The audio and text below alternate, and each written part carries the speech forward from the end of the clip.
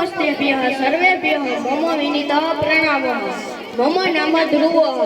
गणतंत्र दिनं प्रत्यस्मिन् वर्षे जानेवारी मासस्य सदविंशति तमे दिनाङ्के भवति। इदं दिनं भारतदेशस्य इतिहासे अति महत्वपूर्णः अस्ति। अस्मिन् दिने नवदेहली नगरे महान् उत्सवः आयोज्यते। नगरेषु देशस्य ग्रामेषु अन्येषु च ध्वजवन्दनं भवति।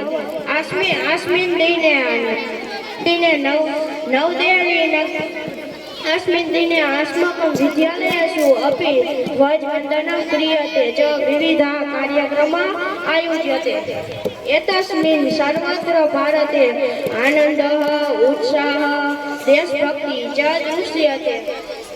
वयं सर्वे मिलित्वा राष्ट्रं शिक्षायुक्तं विज्ञानयुक्तं कर्तुं सङ्कल्पं कुर्मः। अन्ते अहम् एतत् वक्तुम् इच्छामि जननी जन्मभूमिश्च स्वर्गदपि गरीयश्च। धन्यवाद। जय भारत।